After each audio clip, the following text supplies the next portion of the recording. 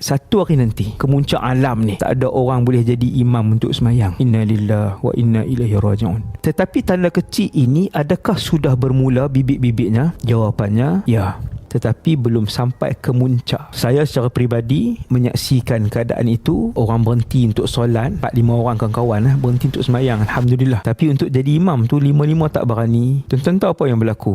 Semua semayang sendiri. Sebab waktu tu semayang maghrib, semayang isyak, semayang yang jahar, nak kena baca kuat. Akhirnya disebabkan semua tak mau, selepas bertolak beberapa minit, dan semua semayang sendiri-sendiri. Syukur pada Allah, sudut semayang tu syukur, Alhamdulillah. Sudut yang kita risaukan, semakin tinggi kejahilan, tak berani sebab bacaan Fatihah tu tidak tepat dan surah pun tak hafal, walaupun surah tu sunat je kan. Jadi disebabkan keadaan-keadaan tu, kekurangan ilmu agama, maka masing-masing tolak dan tak ada siapa yang mau jadi imam. Satu hari nanti kemuncak, tak ada siapa yang tak ada terus. Tuan-tuan pergi kampung A, kampung B, kampung C, hampir di ke semua tempat di atas muka bumi Allah ni, tak ada yang boleh jadi imam. Hasbunallah wa ni'mal wakil. Saya